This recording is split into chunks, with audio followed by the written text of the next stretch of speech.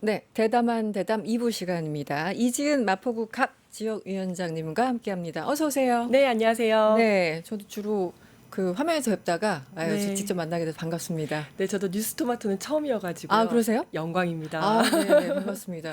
오늘 오셨는데 처음 오셨는데 네. 질문거리가 너무 많네요. 그러니까요. 네, 요즘. 삼특검이 진행되니까 네, 질문을 추려도 넘쳐나는 상황이 됐습니다. 현안이 진짜 많더라고요. 그렇습니다. 네. 일단 윤석열 잡으러 가야죠. 네. 저는 사실 윤석열 씨 그 2022년 대선 기간에 했던 어떤 발언이나 국민 네. 앞에 서서 이제 막 자기의 성격을 드러내면서 뭐 여러 가지 연설적으로 얘기하는 그런 얘기들 참 많았었잖아요. 네. 그럴 때 가장 목소리를 드높이는 부분이 본인 와이프 얘기할 때, 그쵸. 김건희 씨 얘기할 때였어요. 네, 네. 그래서 우리 집사람은 워딩은 이거죠. 집사람은 도이치모터스 주가 조작 의혹과 관련해서 오히려 손해 보고 나왔다. 맞아요. 그리고 당시 그 사람하고 손절했다. 네. 이렇게까지 얘기를 했지 않습니까? 일단 영상 하나 보고 우리 본격적으로 얘기를 좀 해볼까요? 네.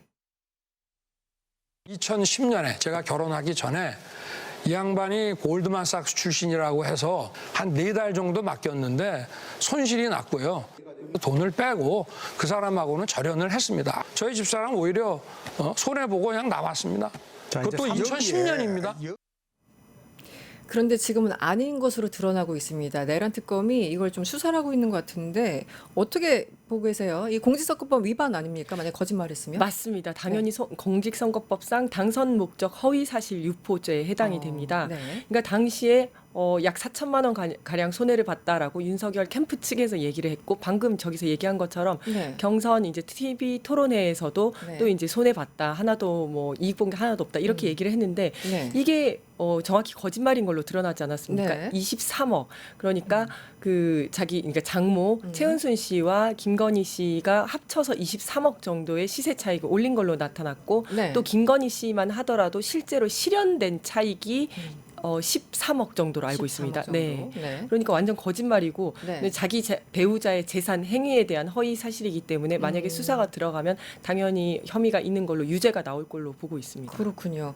아직 공소시효가 다행히 남아 있어서 네. 그렇죠. 보통 이제 그 공직선거법 6개월인데 대통령 당선됐으니까 그때부터 일단 멈췄습니다. 피해가 중단됐던 맞습니다. 네. 지금 다시 살아난 뭐 이런 건가요? 네, 네, 맞습니다. 그리고 그리고 이제 이제 말씀. 네, 그리고 특검에서 이걸 다시 들여다보는 이유는 그 김건희 특검법에는 16가지에 대해서 수사를 할 수 있도록 되어 있는데 네. 그 중에 하나가 도이치모터스 사건입니다. 그렇죠. 주가 조작 사건이고 그것과 관련된 사건에 대해서 또 할 수 있기 때문에 이 사건이 들어갈 수가 있습니다. 네. 그래서 JTBC가 이 김건희 특검 그 윤 전 대통령 부부에게 보낸 그 출석 요구서 내용을 봤더니 이게 떡하니 들어가 있었다는 거예요. 네. 그래서 이렇게 되면 거짓말을 해서 어쨌든 당선이 됐어. 네. 그러면 공직선거법 위반이야라고 네. 판단 내려지면 당시 선거 비용 한 400억 정도 네, 네. 토해내야 되는 토해내야 되는 거죠. 거죠. 네, 네. 당 차원에서 네, 그렇죠. 이게 참 어마무시한 거네요, 사실은. 맞습니다. 그리고 되게 웃긴 게 네. 사실 이제 그 전에 이제 국힘에서는 이재명 당시 후보가 공직선거법 위반으로 2심에서 유죄가 나오고 하면서 이렇게 돼서 만약에 대통령이 될 거라고 생각도 못 하고 네네. 이렇게 되면 나중에라도 이제 반드시 토해내야 되기 때문에 이거를 또 법안으로 만들어 놨습니다. 그랬군요. 혹시 분당하거나 합당하더라도 그 연대 책임을 지고 채무를 계속 승계하도록 그렇게 네. 만들어 놨거든요. 그래요? 그래서 지금 물론 이제 이거 법안을 발의만 해놨고 통과는 되지 못했습니다만은 네. 만약에 이 법이 통과가 된다 하더라도 그러면 그 법에 의해서 더 이제 이 국민의힘은- 토해내야 되는. 네. 그래서 국민의힘이 당명을 바꾸거나 분당하거나 어떻게 되더라도 네. 이 채무를 지게 되는 거죠. 그래서 철저하게 해놨네요. 분당까지 생각해가지고. 네, 국힘에서 그렇게 해놨습니다. 당시에는 네, 네. 본인들한테 이 화살이 돌아올지도 모르고. 생각도 못했겠죠. 네. 그렇군요. 네. 그래서 어쨌든 지금 23억대 그 최은순 씨와 합해서 23억대 차익을 본 것으로 지금 그러니까 혐의를 가지고 조사를 할 건데 일단 윤석열 씨한테 내란 특검 말고 김건희 특검에서 29일 날 나와라라고 네. 했잖아요. 그리고 김건희 씨는 8월 6일 날 나와라 맞습니다. 했는데 일단 29일 날 윤석열 씨가 출석할까요? 저는 어떻게 보세요? 안 하지 않을까 싶습니다. 네. 왜냐하면 지금까지 뭐 강제 구인을 하려고 했어도 계속 거부를 하지 않았습니까? 그래서 엊그저께 나온 뭐 페이스북에는 자기가 뭐 소명하겠다라고 얘기를 했지만 네. 저는 뭐 사실상 안 나오지 않을까 싶습니다. 그렇군요. 어차피 그냥 포기한 것 같아요. 조사도 그렇고 재판도 그렇고 뭐 될 대로 되라 약간 좀 그런 것 같습니다. 그러고 그렇죠. 이제 기소를 한 이후에 형사 재판정에서 본인이 이제 변호사를 통해서 이제 좀 이제 주장을 하긴 할 것 같습니다만은 네. 그 전에 수사 단계에서 본인이 평생을 검사로 살아오지 않았습니까? 그렇죠. 그래서 본인은 나는 검사고 너는 범죄자야라는 입장에서 본인이 굉장히 높다고 생각을 했을 텐데 본인이 이제 그 범죄자의 입장으로 가는 거니까 네. 그거를 견디지 못하는 것 같아요. 그렇죠. 그 느낌을 아니까. 네. 알겠습니다. 또 기사 중에 여러 개 중에 하나가 김건희 씨 특검 관련해서 그 네. 6천만 원대 그 목걸이. 네. 네. 그 다이아 목걸이 영수증을 확보한 것으로 알려졌어요. 네. 그러니까 이게 이런 거죠. 통일교 측에서는 뭔가 현안을 해결하기 청탁을 위해서 이제 건진법사 통해서 김건희한테 전달하려고 했으나 지금 건진법사는 받았긴 받았지만 잃어버렸다. 이렇게 된 거죠. 지금 맞습니다. 어떻게 봐야 됩니까? 이 사건을? 사실상 청탁의 같다라고 보고 있는데요. 그 전에 이제 기사가 나온 것들에 따르면, 그다음에 이제 조사를 한 거에 따르면, 가방과, 그러니까 6천만 원대 다이아 목걸이와 그렇죠. 또 가방, 명품 가방이 넘어갔는데, 이 명품 가방을 또 수행 비서가 뭐 가방 2개로 바꾸고 그거를 또 무슨 신발로 바꾸고 이렇게 네네네. 몇 번을 또 이제 바꾼 정황들이 드러났거든요. 네. 그런데 여기에 대해서 이제 통일교 측에서는 이거는 통일교 교단 측에서 한 게 아니다. 통일교 교단에 돈이 들어간 게 아니라 네. 이제 윤모 씨라는 사람의 개인적인 일탈이다. 이런 네. 식으로 지금 발뺌을 하고 있어요. 그렇더라고요. 네. 네. 그런데 저는 이건 통일교 교단이 조직적으로 이제 여기에 관여가 되어 있다라고 생각을 하는 게 네. 그러지 않았으면 이 영수증이 교단에서 발견될 리가 없지 않습니까? 그렇죠. 윤모 씨 개인 집에서 그렇죠. 발견된 게 아니고. 맞습니다. 이게 이제 네. 교단에서 발견이 됐거든요. 그리고 만약에 개인이 했다면 개인이 할 이유가 없어요. 본인이 뭐 몇 천만 원을 들여서 보석을 사주고 할 리가 없지 않습니까? 그러게요. 이거는 그 개인적인 동기가 설명이 되지 않고요. 이거는 아무래도 교단 측에서 아까 말씀하신 것처럼 그 몇 가지 사업을 하기 위해서 네, 이제 뭐 캄보디아, YTN 방송 YTN 인수, 캄보디아의 메콩강 사업이라든지 그다음에 취임식 초청 뭐 이런 것들을 얻어내기 위해서 뇌물조로 줬다라고 봐야 된다라고 생각하고 있습니다. 그 다른 것도 아니고 6천만 원짜리 목걸이 잃어버렸다. 네, 말도 안 되죠. 어떻게 이런 변명을 할 생각을 했을까요? 저는 처음에 그 워딩 나오자마자 이게 지금 어떻게 된 걸까? 그렇죠. 도대체 무슨 예, 생각하시는 예. 걸까? 라는 생각을 했어요. 전성배 씨. 네. 이게 먹힐 거라고 생각하나요? 그때만 하더라도 이제 네. 아직은 정권이 바뀌기 전이었었고 아, 특검이 아직은. 시작이 안 됐었기 때문에 네. 어쨌든 한번 막아보려고 말도 안 되는 거짓말을 계속 했었던 것 같아요. 네. 그런데 이제 이런 사건들 보면서 이제 느끼는 거는 수사가 어쨌든 지연돼서 특검이 시작되면서 좀 뒤늦게 수사가 들어간 거잖아요. 네. 그러니까 증거인멸 할 사람들 이미 다 했고 맞아요. 예를 들어 목걸이를 받았어도 어디 산속 깊은 데 그렇죠. 숨겨놨을 네, 수도 네. 있고 그래서 압색을 그 김건희 씨 자택도 했지만 네, 뭐가 못 안 찾았죠. 나왔잖아요. 맞습니다. 그래서 이거를 우리는 다 느낌적 느낌으로 다 뭔지 알겠는데 증명해내야 되는 게 특검의 일이지 않습니까? 맞습니다. 그래서 이거 잘 될까요? 어떻게 보세요? 변호사님이기도 하시니까. 쉽지는 네. 않을 것 같긴 해요. 그러니까 그 전부터 계속 언론에 나왔기 때문에 이미 빼돌릴 만큼 다 빼돌렸고 그렇죠. 증거 인멸을 다 네. 했을 것이다. 그럼에도 불구하고 가장 중요한 물증이기 때문에 찾으려는 노력은 계속 해야 될 거고요. 네. 또 명품 가방 같은 경우에는 뭐 가방을 신발로 바꾸고 이제 몇 가지 2번인가를 바꿨다고 하는데 명품 같은 경우에는 1년 번호, 고유 번호가 다 그렇죠. 있다 보니까 네. 그거를 통해서 좀 찾는 노력들 이런 네. 걸 해야 된다라고 네. 생각을 합니다. 어쨌든 그걸 바꾸는 바람에 뭔가 꼬리가 잡힌 느낌은 있어요. 맞아요. 백 같은 경우는. 네, 네. 그렇죠. 더구나 이제 수행 비서가 계속 거기 가서 이제 바꾸고 했기 그렇죠, 때문에 그렇죠. 수행 비서의 진술도 매우 중요하다. 예전 같으면 수행 비서가 뭐 우리 여사님은 모르시고 제가 다 알아서 했어요라고 네. 덮어 쓸 수도 있겠지만 지금 굳이 덮어 쓸 이유가 없지 않습니까? 그렇죠. 네. 이제 끈 떨어졌는데. 맞습니다. 알겠습니다. 최근에 보면 이제 김건희 특검이 말씀하신 것처럼 16개 혐의에 대해서 쭉 조사를 하고 있는데 그 김예성 씨인가요? 네. 그분 관련해 가지고 이기훈 모빌리티? 씨. 네네. 네, 이기훈 씨도 이기훈 그렇고, 씨는 이제 또 삼부토건. 도망을 네, 갔고. 도망을 갔고. 근데 저는 이제 이 조현상 씨를 일단 출석하라고 불렀는데 네. 해외 출장 때문에 조금 연기를 해달라. 맞습니다. 그래서 네. 출국 금지 잠깐 풀어줬잖아요. 네, 네. 그런데 지금 연락이 안 된다고 어제 브리핑에서 밝혔더라고요. 네. 전 이거 보면서 우리 또 열심히 하는 특검이지만 너무 온정주의가 발휘된 건 아닐까 그 생각을 잠시 했는데 어떻게 보세요? 맞습니다. 이제 네. 이런 사람들이 다들 뭐 기업에서 이렇게 높은 자리에 있고 이러다 보니까 맞아, 효성. 네, 효성이죠. 네. 예. 근데 미리 이렇게 잡힌 어떤 해외 출장을 뭐 이것 이제 뭐 수사 때문에 못 가게 하고 하면 혹시라도 뭐 경제에 무슨 문제가 생길까 이런 걱정을 했던 것 같은데 이번 이 조현상 씨가 연락 안 되는 이 사건을 계기로 네. 온정주의는 좀 떨쳐내야 되겠다 그쵸. 이런 생각이 들어요. 왜냐하면 그 전에 아까 말씀하신 대로 김혜성 씨는 집사 게이트의 그 그렇죠. 키맨 집사고 그다음에 삼부토건 주가 조작과 관련해서 또 그 이기훈 씨 네, 부회장. 예, 네. 부회장 이 사람은 이제 뭐 밀항 얘기까지 네, 나오고 네. 있지 않습니까? 지금 이런 상황에서 다른 사람들도 이제 뭐 외국으로 나가거나 뭐 이럴 가능성이 높기 때문에 도주할 우려가 굉장히 높기 때문에 이제는 더 이상 봐주거나 이런 거 없이 좀 철저하게 뭐 구속 수사를 원칙으로 해가지고 좀 해야 되겠다라는 생각이 들고요. 네. 아까 잠깐 얘기가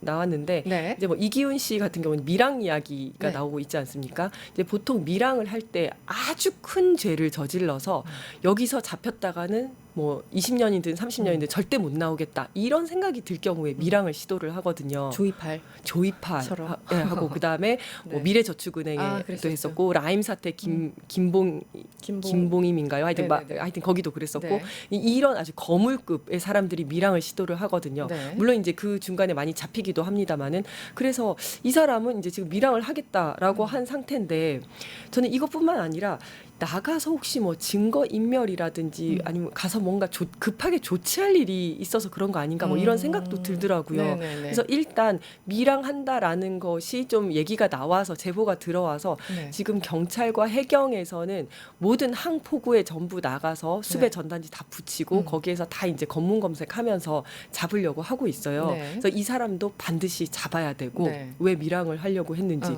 정말 죄가 엄청 크니까 하려고 했을 거 아니에요. 그렇겠죠. 네, 네. 네. 이 사람도 그렇고 김혜성 씨 같은 경우에도 지금 베트남으로 갔다가 베트남으로 갔죠. 네. 근데 이제 베트남, 태국, 캄보디아 이런 데는 뭐 비자 이런 거 필요 없이 그냥 차로 다 왔다 갔다 하거든요. 네. 차로 가다 보면 여기가 태국이네. 또 가다 보면 여기 캄보디아네. 막 이런 상황이에요. 그러다 그렇군요. 보니까 어디로 갔는지를 모르는 상황인데 일단 인터폴에서 적색 수배를 내려놓은 상태인데 네, 네. 이 적색 수배를 한다고 해서 인터폴에서 열심히 잡으러 다니지 않거든요. 그렇죠. 예, 네, 예. 네. 우리나라에서 가서 잡을 수도 없어요. 네, 네. 그 나라에서 그 나라 법에 위반이 되었을 때 확인을 하다 보면 너 적색 수배자네라고 하면서 그때 우리나라로 통보가 오는 거거든요. 그렇군요. 그래서 여권법을 무효화하겠다라고 했는데 이 여권 여권 무효화 조치가 굉장히 중요해요. 네, 네.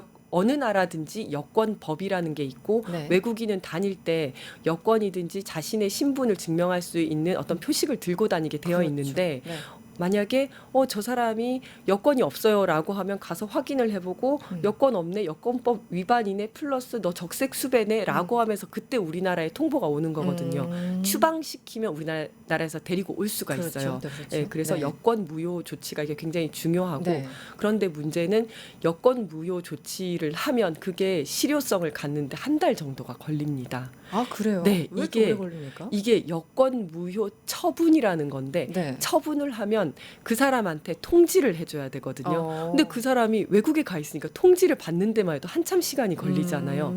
적어도 2번 통지를 하고 통지를 못 받으면 공시를 해야 돼요. 네. 일주일이 지나야지 효과가 생기거든요. 네. 법적 효과가 생겨요. 그게 최소한 한 달 정도 걸립니다. 이메일로 하면 간단할 텐데. 그러니까요. 근데 네. 이제 열어보지를 않겠죠.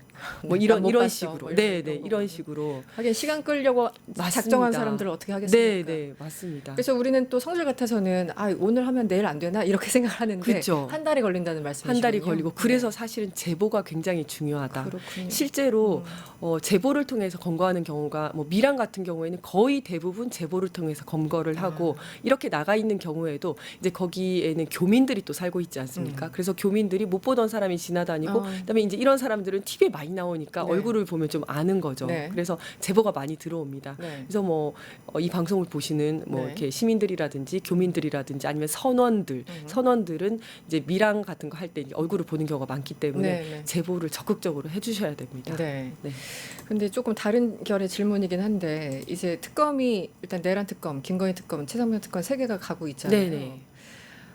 근데 이제 일각에서는 내란 특검에서는 어떤 피의자나 참고인들이 나오라고 하면 그냥 바로바로 나오고 잘 하는데 네. 한마디로 조은석 특검 무서워서 뭐 이런 네, 게 있는데 이 김건희 특검은 지금 당장 우리가 얘기한 사람만 해도 김여성도 그렇지 이기훈도 그렇지 도망가거나 뭐 이미 도주하거나 네. 아니면 특히 이종호 그 전 대표 같은 경우는 나 바빠서 못 나가 뭐 이렇게 지금 맞습니다. 버티고 있는 상황이잖아요. 네, 네. 뭐 조사도 5시 반에 끝내자고 하고. 네. 그러니까 굉장히 결이 다르다는 느낌을 받아서 좀 뭔가 찜찜했는데 일각에서는 김건희 특검을 조금 말랑말랑하게 보는 거 아니야? 라고 의견 제시하신 분이 계시더라고요. 근데 저는 오히려 반대로 내란 특검에 관련된 사람들은 어쨌든 공무원이나 군인 뭐 이런 분들이잖아요. 네, 네. 그래서 최소한의 법 형식적으로라도 뭔가를 지키려고 하는 사람들인데 네. 김건희 주변에 있는 사람들은 하나같이 이런 사람들이어가지고 맞아요. 네. 맞습니다. 그래서 이 법으로 보지 않고 그냥 잠깐 이 소나기만 피하면 돼 이런 심리들이 아닌가 다 죄다 김건희 스타일로 그런 것도 그게 있을 좀 있는 겁니다. 것 같아요. 그러니까 지금 나가서 일단 조용히 있다가 뭐 특검 끝나고 아니면 정권이 바뀐 다음에 들어오면 이거 나아지지 않겠냐라는 네. 생각을 하고 있을 거고요. 네. 그다음에 내란 특검 같은 경우에는 탄핵이 있었고 어쨌든 검찰에서 특검은 아니더라도 그 전부터 검찰에서 수사를 계속 하지 않았습니까? 그랬죠. 네. 그래서 일단 그때부터 계속 조사를 했었던 사람들이기 때문에 지금 와서 갑자기 도망간다고 해서 뭐가 바뀔 게 없다라고 네. 생각을 할 것 같고 오히려 지금 그 당시에는 부인했던 사람들이 지금 다 불고 있거든요. 그렇죠. 예. 그래서 이상민 같은 경우에도 그전에는 단전단수 아니다. 나 저기 있는 거 그냥 봤다 멀리서 했는데 봤다. 네, CCTV 나오고 하면서 사실은 윤석열이 시켰고 나도 전화했다 이런 얘기하고 있고 네. 김성훈도 그때만 해도 탄핵 될지 안 될지 모르고 이러니까 그런 거 없다고 하다가 버팅기고 안 나오고 하다가 네. 지금은 사실은 윤석열이 시켜서 내가 이런 거 했다 다 얘기하고 있고 네. 지금 오히려 내란 특검은 좀 순순히 불고 있는 상황이에요. 그렇죠. 그런데 김건희는 끝까지 이거 뭐 어떻게 안 될 거라고 생각하다가 특검이 딱 시작이 되니까 이 사람들이 야 이거 걸렸다가는 큰일 나겠다. 일단 튀고 보자. 일단 튀자. 네. 일단 도망간다. 맞습니다. 그런 생각을 하는 것 같습니다. 네. 그래서 일단 스타일들이 뭐 특검의 스타일도 있겠지만 이거 관련자들의 어떤 캐릭터들이 맞아요. 완전 달라가지고 이런 일이 네네. 벌어지는 거 아닌가라는 생각을 잠시 해봤습니다. 그리고 또 이 와중에 내란 특검으로 가보면 우리 굉장히 화가 난 일이 있었죠. 네. 김용대 드론 사령관 네. 영장 기각 어떻게 보였어요? 이게 진짜 말이 안 되는 게 사실은 이제 긴급 체포를 하지 않았습니까? 이 사람의 진술이라든지 이런 것들이 중요하기도 했을 뿐만 아니라 네. 뭐 유서를 써놓고 자살이 우려되기 때문에 일단 신원을 확보를 확보해요. 하자. 신원을 확보한 다음에 급히 영장을 청구를 했던 건데 네네. 여기에 대해서 방어권 보장을 위해서는 이제 기각을 시켜야 된다. 불구속 거부해야죠. 상태에서 해야 된다. 네. 근데 이렇게 얘기를 한 거죠. 네. 그래서 좀 말이 안 된다. 사실 방어권 보장이라고 하는 게 너무나 추상적인 개념이기도 하지만 네. 사실은 이 외환죄라는 것은 엄청난 범죄거든요. 네. 그런데 이 범죄를 위해서 이제 수사를 해야 될 키맨 같은 사람인데 이 사람을 방어권 보장을 위해서 풀어준다? 이거 너무 황당했죠, 사실은. 네. 물론 이번에 그 이제 구속영장 할 때 그 외환 혐의까지 직접 그 혐의 담진 않았지만 어쨌든 허위 공문서 작성 뭐 등등 맞습니다. 이런 기록이었잖아요. 네네. 한 5가지 혐의. 네. 다 그게 드론 결국은 관련된 네. 건데 피의자가 사실관계는 대체로 인정하고 있다라는 게 지금 법원의 입장이었어요. 네. 그런데 사실관계를 대체로 인정하고 있는 거 맞습니까? 계속 뭔가 어긋나고 있는 거 아니에요? 드론 맞아요. 그 지시 관련해서. 그렇죠. 거기에 대해서 명확하게 이야기는 안 했고 다만 이제 다른 쪽에서 나오는 이야기들이 그 드론을 했을 때 드론을 그게 이제 평양에- V가 했다, 네, V가 네. 했다 뭐 이런 얘기들이 있었고 그 다음에 거기 갔을 때 이제 북한에서 거기에 대해서 위협적인 메시지를 내니까 너무 좋아했다, 네, 좋아하면서 네. 또 보내자 뭐 이런 얘기를 맞아요. 했다라고 하면서 이제 그 혐의에 대해서 입증할 만한 이야기들 진술들이 계속 나오고 있었죠. 근데 본인은 거기에 명확하게 부합하는 진술을 하지는 않았습니다. 네. 예. 그렇기 때문에 어떻게 보면 뭐 자살 시도라든지 이런 것들이 이런 것들을 좀 막아야 되는 긴급한 상황도 있었고 네. 이 사람의 진술을 확보도 해야 되고 이런 네. 여러 가지 이유에서 이제 구속영장을 청구를 한 거거든요. 네. 근데 그게 이제 불발이 된 거죠. 네. 일단 그 내란 특검 어저께 브리핑을 했습니다만 일단 법원의 판단 존중한다라고 얘기를 했어요. 그리고 뭐 굳이 지금 구속 안 해도 우리는 자신이 있어. 약간 좀 네. 이런 뉘앙스로 특검보가 네, 네. 브리핑을 하더라고요. 그래서 네. 우리 또 믿어보도록 하고요. 네. 그럼에도 불구하고 영장이 기각되자 이 박찬대 지금 당대표 후보죠. 네. 판사처벌법이 꼭 필요하다. SNS에 글을 올리셨나 봅니다. 네, 네. 판사처벌법 이게 이름이 좀 무시무시한데.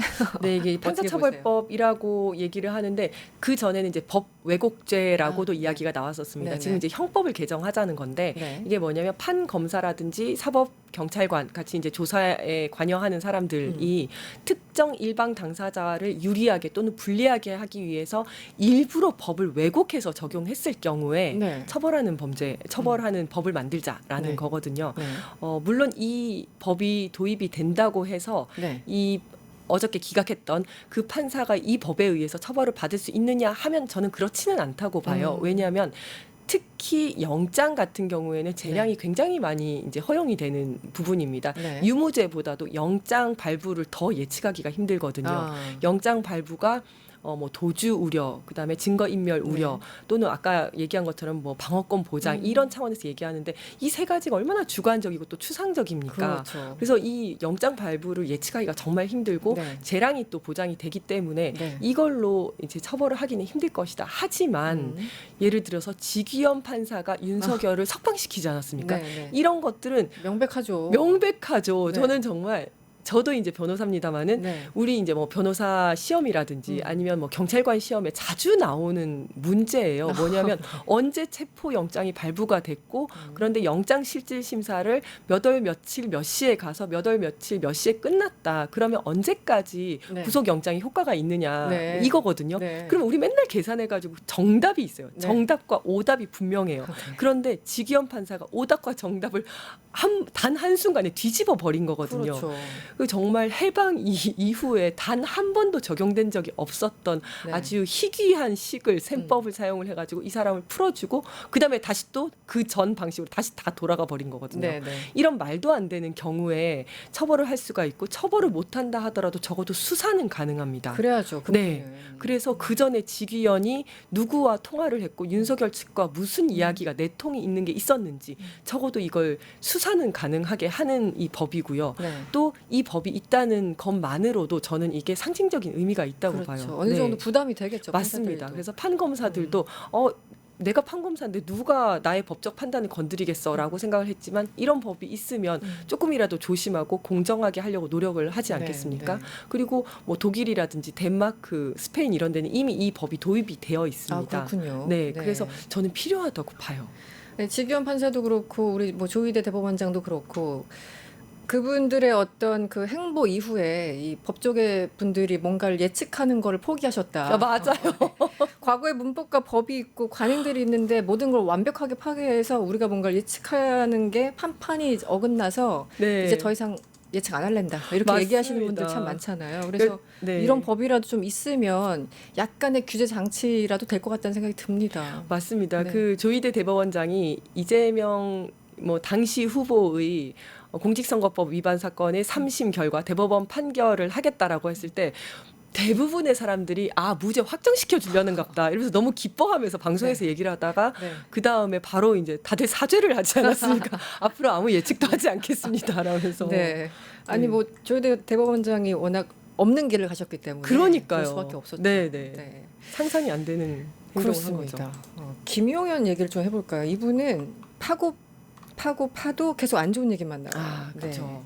경호처장이다가 이제 네, 국방부 네. 장관으로 갔잖아요. 네. 그런데 이미 경호처장일 때부터 사실 경호처장은 군과 아무런 상관이 없습니다. 맞습니다. 네, 이 사람이 군 출신이긴 하지만 육사 네. 출신이긴 하지만 그래서 민간인 신분인데 네.